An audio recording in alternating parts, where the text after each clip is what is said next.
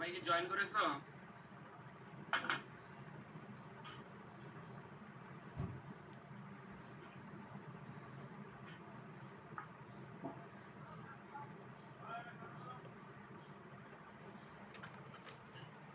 সবাই জয়েন করেছো কিনা? কথা শুনতে পাচ্ছ কিনা? স্যার আসসালামু আলাইকুম। হ্যাঁ, ওয়ালাইকুম আসসালাম। সবাই কি কথা শুনতে পাচ্ছ? জি স্যার। ওকে, তাহলে কথা শুনতে পারলে আমরা একটু একটু অপেক্ষা করো, আমি একটু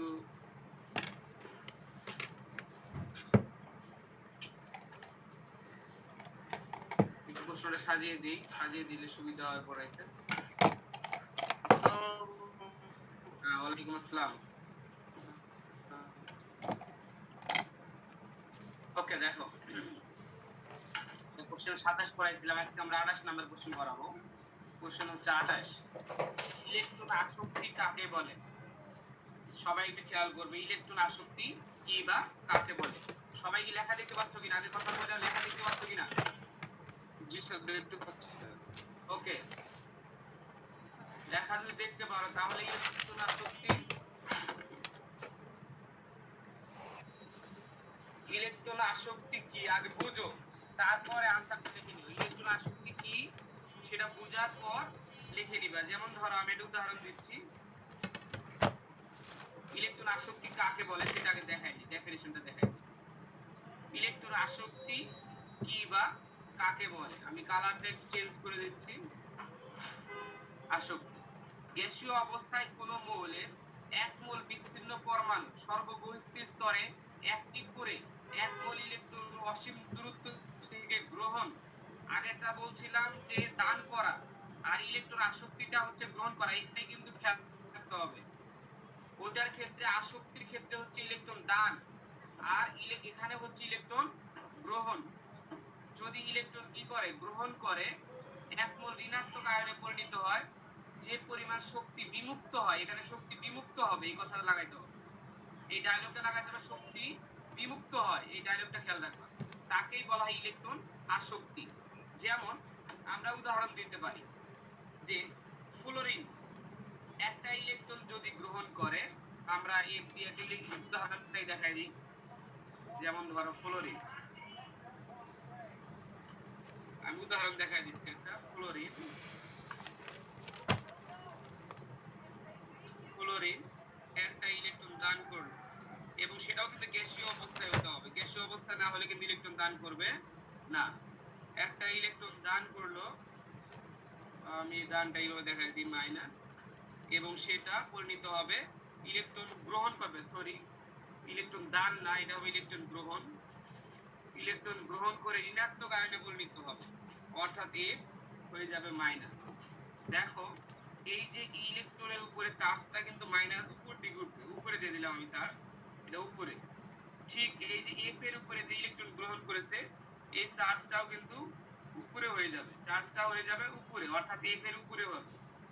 অর্থাৎ ফ্লোরিন এই যে এক মোল বা একটা ইলেকট্রন গ্রহণ করে, এই যে এফ মাইনাস, অর্থাৎ এই যে এটা আমরা একটু উপর দিকে যাবে, এর উপরে কিন্তু মাইনাস দ্বারা প্রকাশ করা হয়, চিহ্নটা একটু খেয়াল করো, ই মাইনাস। এই যে এক মোল ইলেকট্রন গ্রহণ করে এফ মাইনাসে পরিণত হলো, এর জন্য নির্দিষ্ট পরিমাণ শক্তি বের করে দেয়, যেটাকে বলা হয় শক্তি বিমুক্ত করা।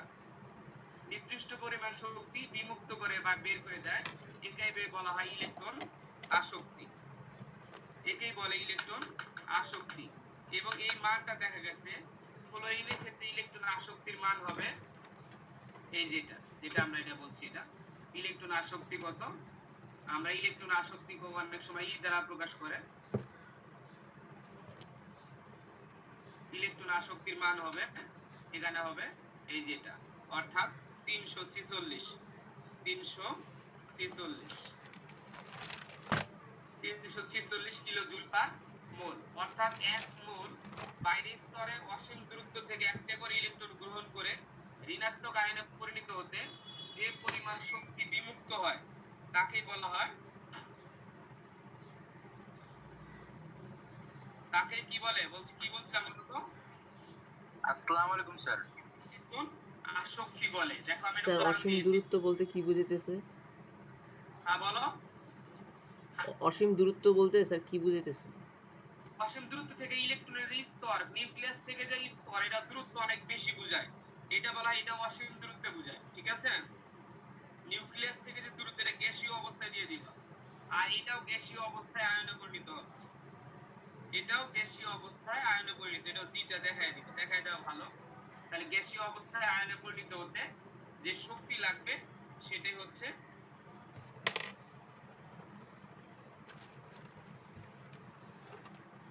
সবাই লিখে নিবে কিন্তু, এগুলো উত্তর কিন্তু বইয়ে নাই।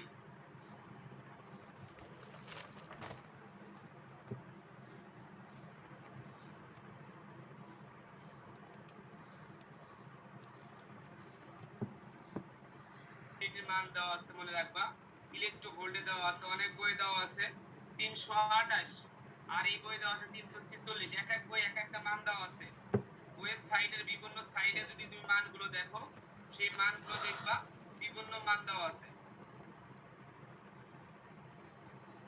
এটা মনে রেখো কিন্তু। ইলেকট্রন অ্যাফিনিটির মান, যেটা ইলেকট্রন আসক্তি বলি আমরা, ইলেকট্রন আসক্তির মান কিন্তু এক একটা সাইডে এক একটা মান দেওয়া আছে, সেটা কিন্তু খেয়াল করবা। যেমন আমি ফ্লোরিনে এখানে 346 ইউজ করেছি, অনেক বই ইলেকট্রন আসক্তির মান ভিন্ন দেওয়া আছে। এটা কিন্তু সাইডের উপর ডিপেন্ড করে, এটা তোমরা খেয়াল রেখো।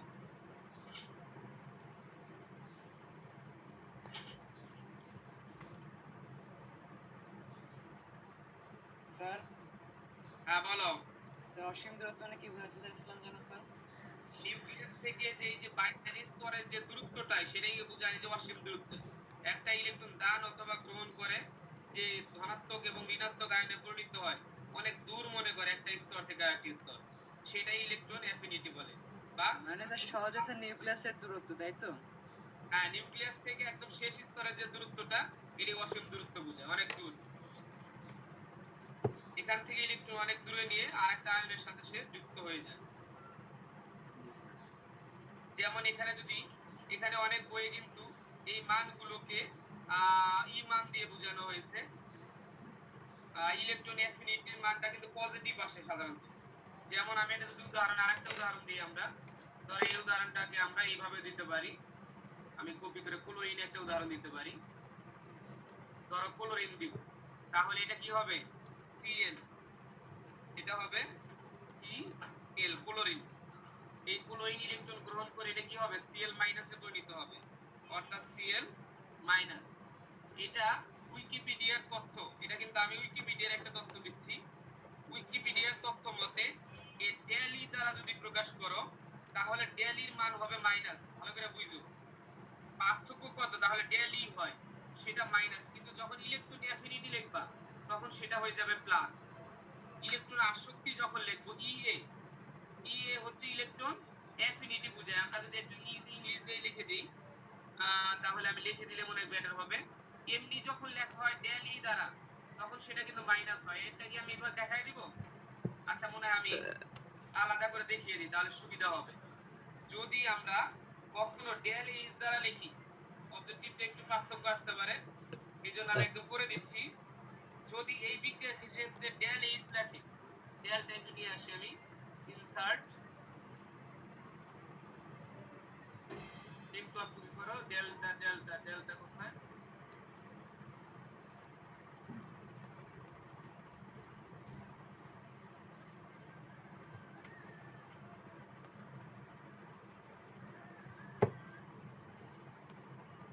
দেখো, এখানে যদি আমরা ডেল এইচ দ্বারা প্রকাশ করি, অর্থাৎ এটাকে যদি আমরা ডেল এইচ লিখি, দেখো আমি একটু দূরে লিখলাম ডেল ই, ডেল ই, অর্থাৎ ইটা বড় হাতে লিখলাম।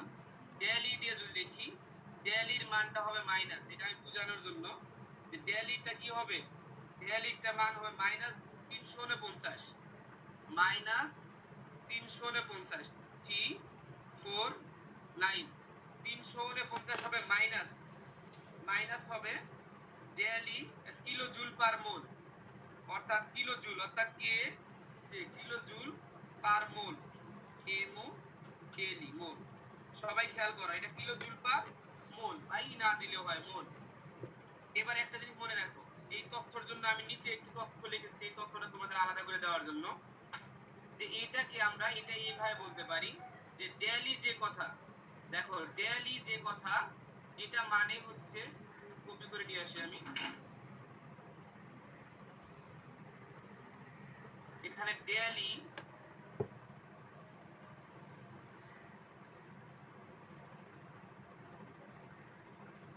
ডেইলি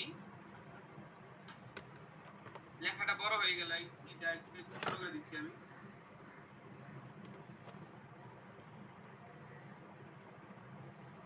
ডেইলি অর্থাৎ ডেইলির মান কত হবে? ডেইলি সমান, অর্থাৎ ডেল্টা ই হচ্ছে তাপ শক্তির পরিবর্তন বোঝায়। ডেইলি সমান সমান মনে রাখবা, এটা হচ্ছে ই এ। অর্থাৎ এখানে যদি আমরা দেখাই,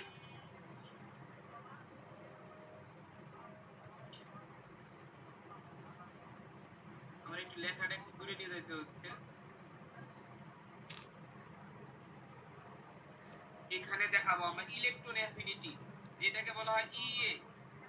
ইএ হচ্ছে ইলেকট্রন অ্যাফিনিটি, অর্থাৎ ই এ ইলেকট্রন অ্যাফিনিটি। এই যে ই এটা নিচে লিখি আমরা, ইলেকট্রন অ্যাফিনিটি ই হচ্ছে শক্তির পরিমাণ বোঝায়, ইলেকট্রন অ্যাফিনিটি আমরা নিচে দিলাম। এটা সমান হবে, এই লেখাটা আমরা এখানে নিয়ে যাই এবং এর সামনে অবশ্যই মাইনাস চিহ্ন হবে, এর সামনে মাইনাস চিহ্ন হবে। দেখো মাইনাস, দেখো একটু আমি একটু দূরে নিয়ে দিই, একটু দূরে নিয়ে গেলে তোমাদের জন্য বুঝতে সুবিধা হবে। চিহ্নটা কি মাইনাস দেখা যাচ্ছে? মাইনাস হবে ডেল ই, মাইনাস হবে ডেল ই। এটা বোঝানোর রহস্য আছে, কারণ অবজেক্টিভ বলার সময় মাইনাস বা প্লাস দেওয়া থাকে। তুমি কিভাবে বুঝবা? যদি ইলেকট্রন অ্যাফিনিটি বলে ইলেকট্রন অ্যাফিনিটি সমান মাইনাস ডেল ই, ইলেকট্রন অ্যাফিনিটি সমান মাইনাস ডেল ই, তাহলে আমরা শুধু যখন প্রশ্নের ভিতরে ইলেকট্রন অ্যাফিনিটি লিখব, যে ইলেকট্রন অ্যাফিনিটি কত, ইলেকট্রন অ্যাফিনিটি হচ্ছে তখন প্লাস দিয়ে লিখব।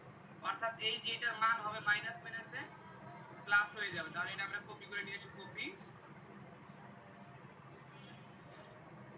এটা অর্থাৎ ইলেকট্রন আসক্তি হবে ই, আবার নিচে ই এ সমান হবে, এখানে হবে মান হবে প্লাস, এই মানটা হবে প্লাস এত কিলো জুল পার মোল।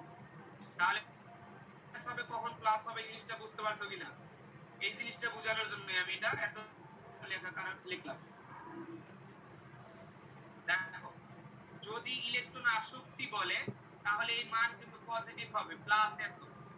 এই যে আমরা যেমন মানটা দিয়েছি প্লাস এত ইলেকট্রন আসক্তি, কিন্তু যখন এই বিক্রিয়াটা ডেল এইচ আর ডেল শুধু এটা বলবে ডেল এইচ এর মান মানে তাপ শক্তির পরিবর্তন, তাহলে মানটা হবে মাইনাস তাপ উৎপাদিত। এবং এটা ডেল এর মান কত হয়, এটা সমান হচ্ছে মাইনাস ডেল ই, এই মাইনাস মাইনাস প্লাস হয়ে যায়, তখন এই মান হয়ে যায় প্লাস।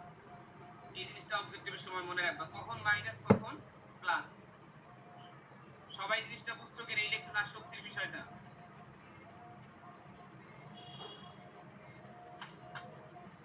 ইলেকট্রন আসক্তি সবাই লিখে মানে কি বিমুক্ত হ্যাঁ শক্তির বলো, পরিমাণ কম?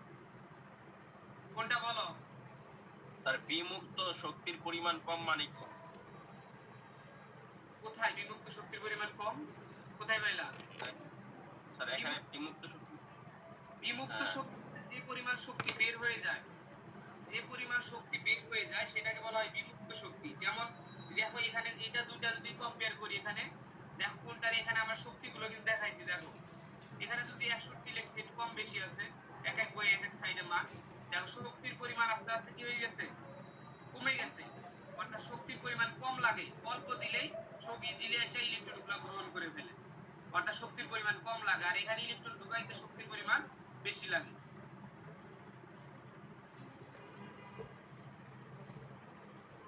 কিছু বই এখানে চেঞ্জ আছে, মানগুলো খেয়াল করো, এক এক বই এক এক বলে দিয়েছি। যেটা যেমন এই যে আমি নিচের মানটা দিয়ে ইউজ করেছি, সেটা হলো উইকিপিডিয়ার তথ্য দেখাইছি।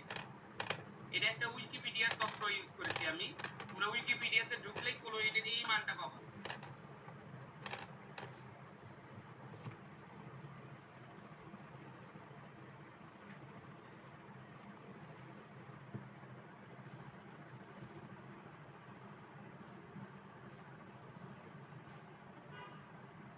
সবার লেখা হলে আমাকে বলবে। জি স্যার লেখা হয়েছে।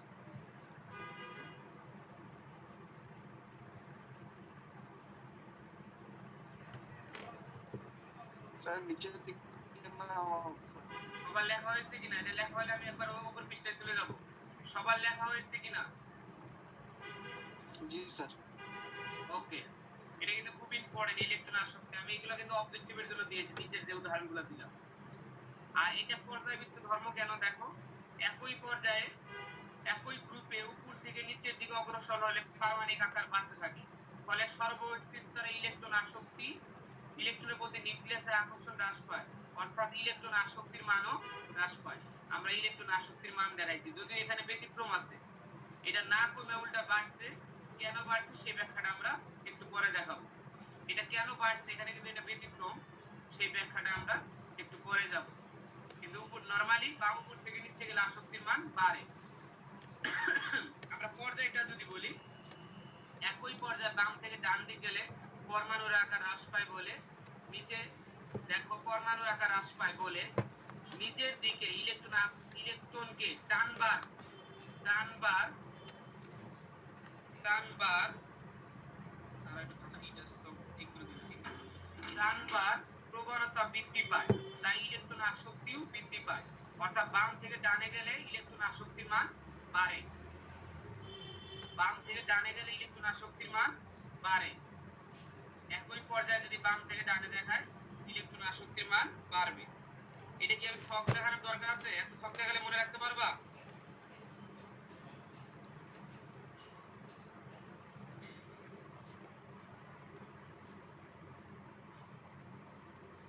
উপরেরটুকু লেখা হয়নি। উপরেরটুকু লেখনি?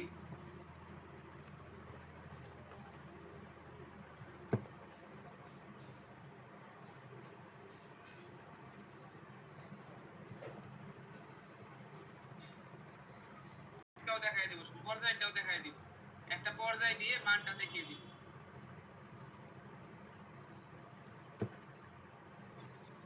বলো। তার ব্যাসার্ধ বাড়লে আসক্তির মান কম।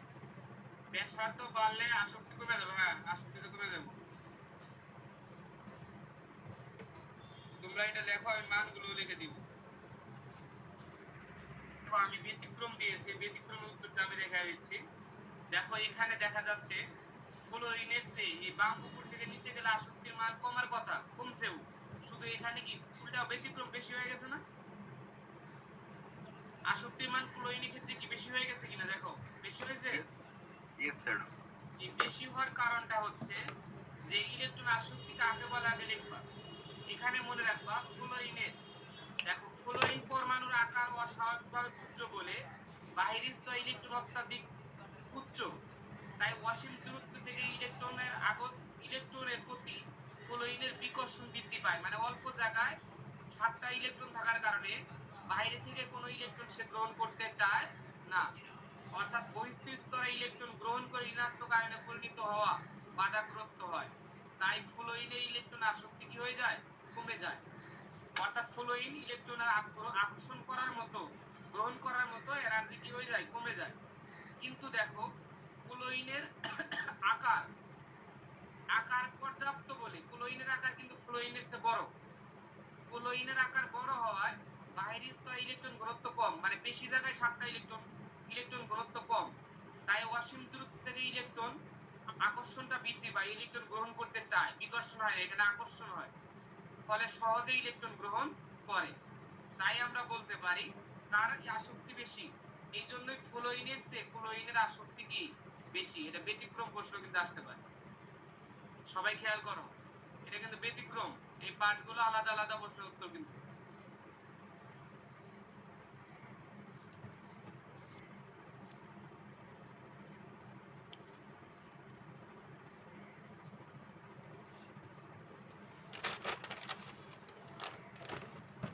এটা খুব ইম্পর্টেন্ট, কিন্তু এটা ব্যতিক্রমের প্রশ্ন আসলে কিন্তু এটা আসবে। আমি কিন্তু একটাই বলছি যে এসএসসি না, এই টপিকটা কিন্তু অধ্যায় 3-এও আছে, সেকেন্ড ফার্স্ট ইয়াতে ইন্টারমিডিয়েটে। তোমরা এই যে পার্টটা পড়িয়ে দিচ্ছি, আসক্তি, ইলেকট্রন, এই যে ইলেকট্রন আসক্তি, আয়নীকরণ শক্তি, এগুলো কিন্তু তুমি এগুলো পড়লেই হয়ে যাবে, 100% কভার করবা ইন্টার, এটা পড়লেই।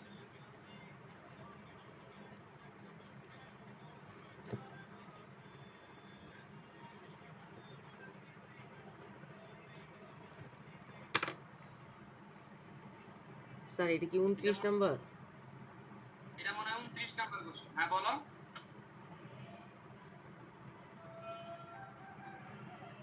ক্লোরিনের আকার হচ্ছে ছোট আর ক্লোরিনের আকারটা বড়।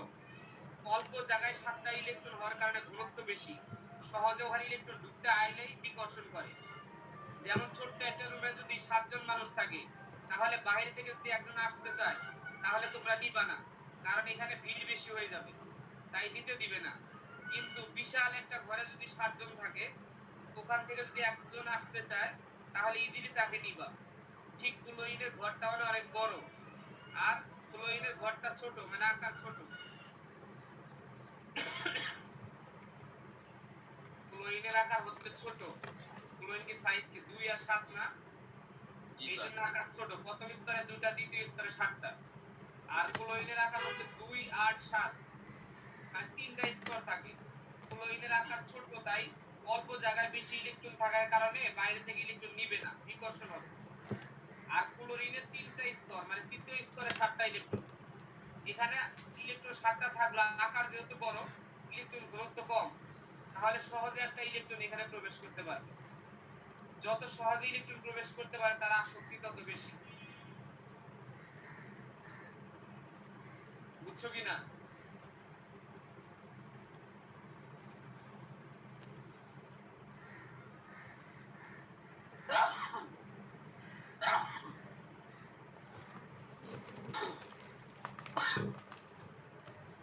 স্যার বইয়ের ডেফিনেশনটা লিখলে পরে হবে না? হবে। ডেফিনিশন বইটাও লিখতে পারো, এটা আপডেট। এটা আপডেট ডেফিনিশন, মানে এটাই হলো প্রকৃত ডেফিনিশনটা। তোমাদের বইয়ে শর্টকাট করে দেওয়া আছে, শর্টকাট লিখলেও হবে।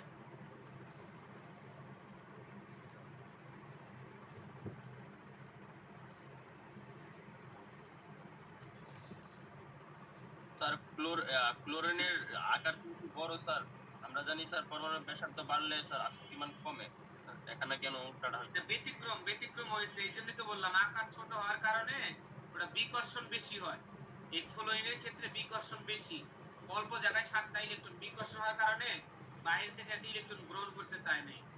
তো দেখো এর আকার বড় হওয়ার কারণে বিকর্ষণটা কম হয়। এটা দেখো অনেক বড়, এখানে আর এই সমস্যাটা, এই ইজিলি গ্রহণ করবে, এও ইজিলি গ্রহণ করবে, এই যে এখানে এই গ্রহণ করতে চায় না, যার কারণে এর বিকর্ষণটা হলেও এটা ব্যতিক্রম পরিলক্ষিত হয়। যেটা এই দুইটাই ব্যতিক্রম।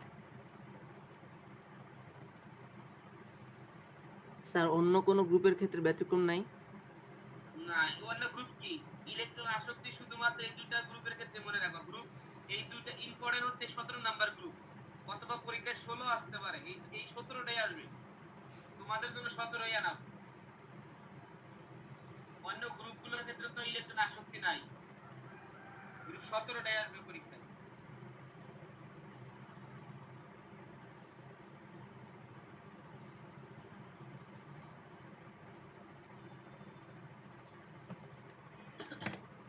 স্যার নিচের দিকে নাম আছে। সবার শেষ হয়েছে কিনা?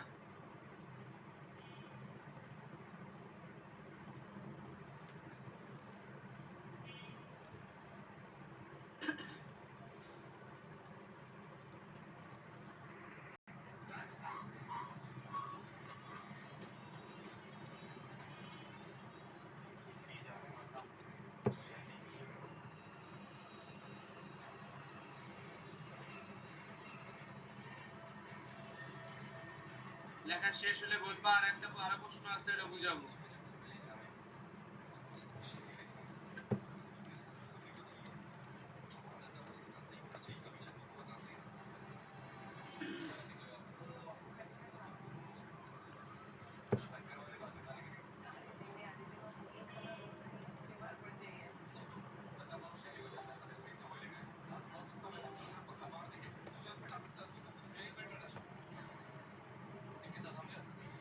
স্যার শেষ লেখা।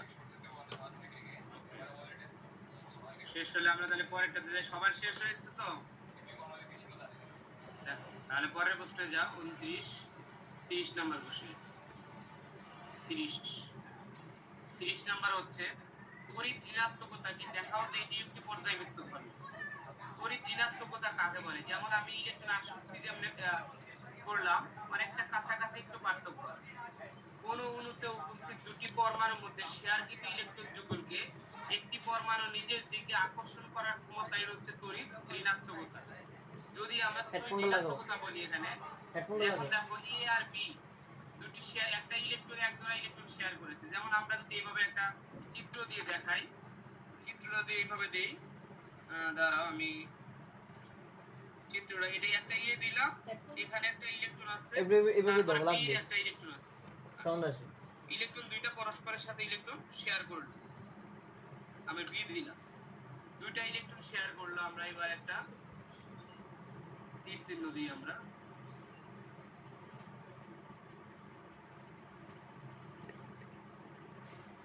ধরো একটা তীর চিহ্ন দিলাম, আমরা এখানে তীর চিহ্নটা আমরা এখানে উঠাই দিই, এখানে একই। আচ্ছা, এইটা দেখো বলছে শেয়ারকৃত ইলেকট্রন যুগল এ এ মৌলের দিকে বেশি আকৃষ্ট হয় বলে এ বেশি এর সন্নিকটে চলে আসে। ইলেকট্রন দুটো এর কাছাকাছি চলে আসবে, তাহলে কি হবে দেখি।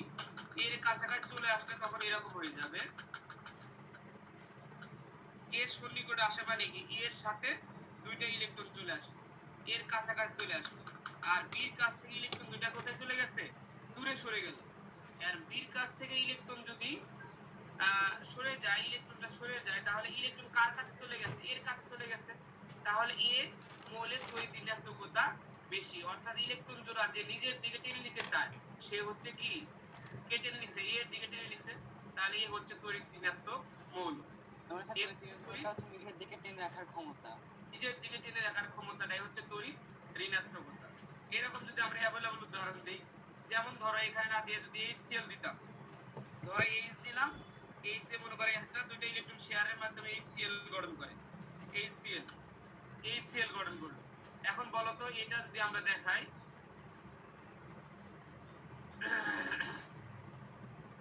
আমরা এটা দেখাইলাম, বলো তো এবার কে ইলেকট্রন টেনে নেবে, কে বলতে পারবা? কে নিবে ইলেকট্রন, কে নিবে ইলেকট্রন টেনে? Sir chlorine. না, হাইড্রোজেন না নিয়ে কে নিবে? ক্লোরিন। এই এক জোড়া ইলেকট্রন নিজের দিকে টেনে নিবে। তাহলে এখানে ক্লোরিন হবে কি তড়িৎ ঋণাত্মক মৌল, ক্লোরিনটা হবে কি তড়িৎ ঋণাত্মক মৌল। তাই তড়িৎ ঋণাত্মকতা কি বুঝতে পারছো? বন্ধন ইলেকট্রন জোড়া কোন একটা পরমাণু নিজের দিকে টেনে নিতে চায়, বন্ধন ইলেকট্রন জোড়া কোন একটা পরমাণু নিজের দিকে টেনে নিতে চায়, এই টেনে নেওয়ার প্রবণতাটাই হচ্ছে তড়িৎ ঋণাত্মকতা। সবাই বুঝছো কিনা এই জিনিসটা, তড়িৎ ঋণাত্মকতাটা কি?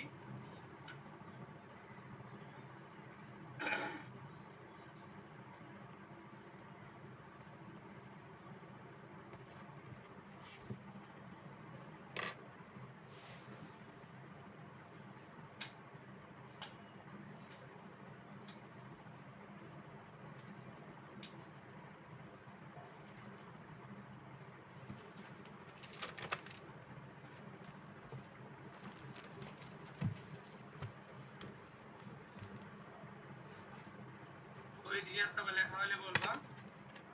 আমরা নিচে একটা উদাহরণ দিলাম, HCl একটা উদাহরণ দিয়েছি।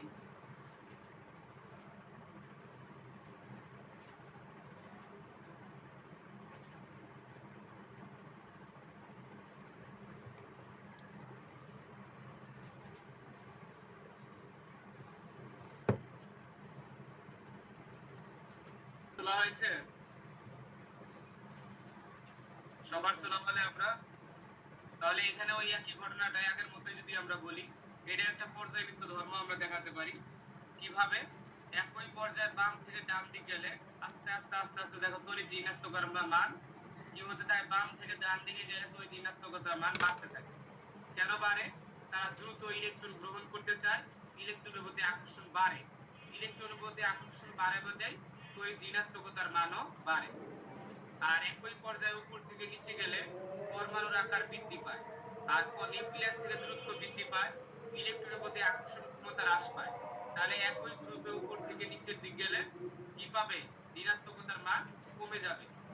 অতএব পর্যায়ে আর সব পর্যায়ের ক্ষেত্রে সেম ঘটনা, সব গ্রুপের ক্ষেত্রে একই ঘটনা ঘটবে। এই জন্য এটা একটি পর্যায়বৃত্ত ধর্ম। আর এখানে কিন্তু ব্যতিক্রম না, এখানে কিন্তু সিরিয়াল ঠিক থাকবে। আসক্তির যেমন ব্যতিক্রম ছিল, তড়িৎ ঋণাত্মকতায় কিন্তু ব্যতিক্রম নাই। সবাই লেখে না, উপরেরটা তো লিখে নিয়েছো, তাহলে এবার এটা লেখা।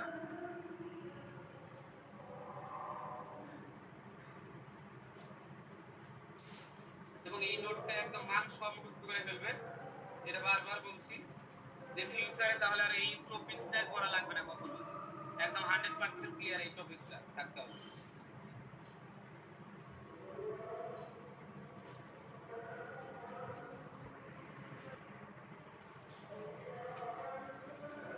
না উপরে টুকু লিখতে পারো নাই?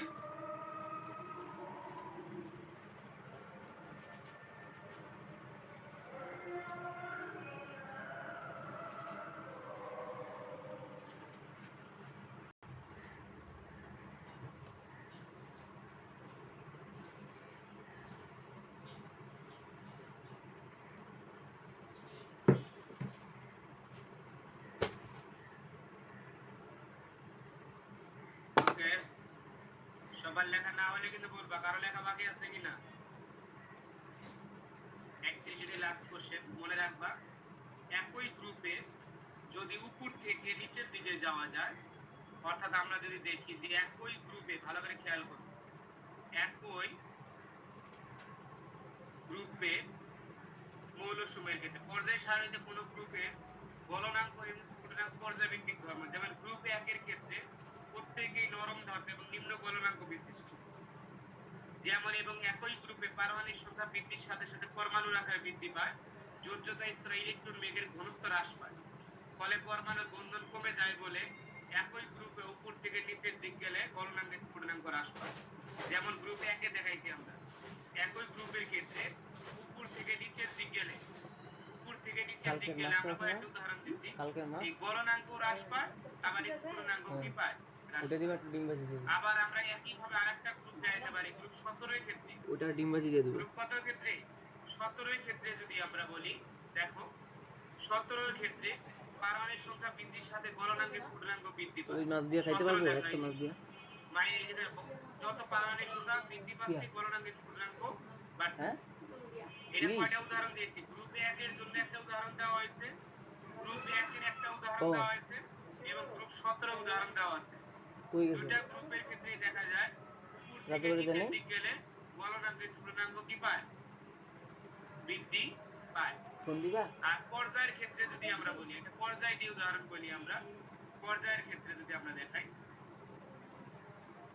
দেখো পর্যায়ের ক্ষেত্রে যদি আমরা বলি, একই পর্যায়ে মৌলের ক্ষেত্রে গঠনে ভিন্নতার কারণে গলনাঙ্ক স্ফুটনাঙ্ক ভিন্নতা দেখা যায়। অর্থাৎ বাম থেকে ডানে গেলে গলনাঙ্ক স্ফুটনাঙ্ক ধর্মের, ভৌত ধর্ম যেহেতু আলাদা, তাদের গলনাঙ্ক স্ফুটনাঙ্ক সবসময় ঠিক থাকে না। তবে কোনো ক্ষেত্রে সুনির্দিষ্ট কোনো নিয়ম অনুপাতে হয় না। যেমন আমরা একটা পর্যায় দেখাই, পর্যায় হচ্ছে এখানে যদি আমরা বলি 2 নাম্বার পর্যায়, দেখো একটা পর্যায় দেখাইছি 2, আর একটা পর্যায় দেখানো হয়েছে 3। এই দুইটা মুখস্থ রাখলেই তোমাদের আজীবন কমপ্লিট হয়ে যাবে। 2 আর 3 মনে রাখতে পারলেই, এটা 9 10 না, কিন্তু ইন্টারমিডিয়েট পর্যন্ত কমপ্লিট। দেখো গলনাঙ্কগুলো এখানে সিরিয়াল করে দিয়ে দিয়েছি, এটা স্ফুটনাঙ্ক দিয়েছি। এটা কেন কম বেশি হয়? এগুলো হলো গ্যাসীয় পদার্থ আর এগুলো হলো কঠিন পদার্থ, এই জন্য গলনাঙ্ক স্ফুটনাঙ্ক পরিবর্তন আসে। পর্যায়ের ক্ষেত্রে এই জন্য মেলে না, সিরিয়াল মিলবে না, কিছু কিছু মিলবে, কিছু কিছু মিলবে না। তাহলে এই জন্য আমরা, এই হচ্ছে আমাদের এই অধ্যায়ে আমাদের মূল প্রশ্নের যে থিমটা। তাহলে তোমরা কি এই তথ্যটা লিখে নিতে যাচ্ছ? গলনাঙ্ক স্ফুটনাঙ্ক তোমাদের কিন্তু বইয়ে নাই, এটা ইন্টারমিডিয়েট থেকে, এটা বললেই পর্যায়বৃত্ত ধর্ম কমপ্লিট। যে কয়টা পর্যায়বৃত্ত ধর্ম আছে তার মধ্যে লাস্ট হচ্ছে গলনাঙ্ক স্ফুটনাঙ্কটাও একটা পর্যায়বৃত্ত ধর্ম। তোমরা কি এটা লিখে নিতে চাচ্ছ? স্যার উপরেরটা একটু দেখেন না স্যার, উপরেরটা সুন্দর লেখা হয়। এটা বললা সবাই লিখছো, তাহলে কি করলা?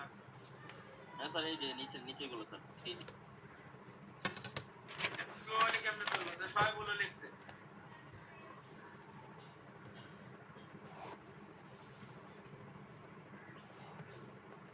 তার লেখা শেষ, এই মানগুলো।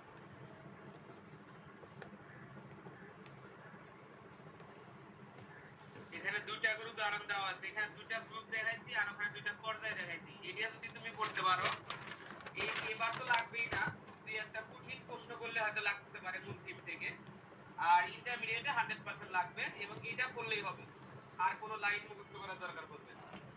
এই পর্যায়বৃত্ত ধর্মে এর বাইরে পড়ার দরকার নেই।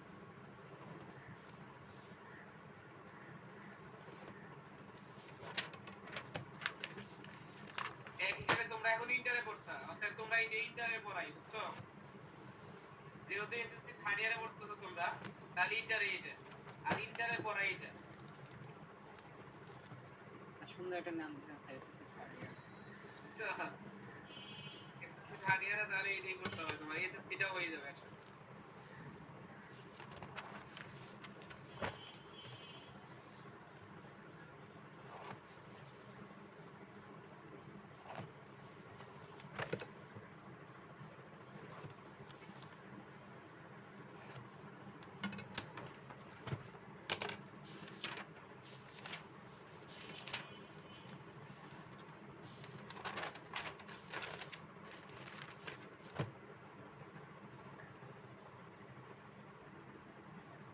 এই পর্যন্ত নেক্সট করে দিলেন স্যার।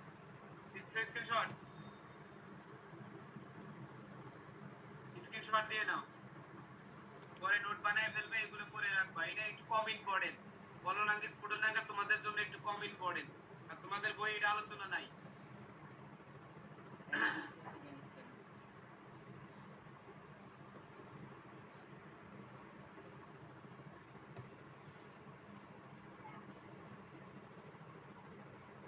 নিচে যান, নিচে নিচে।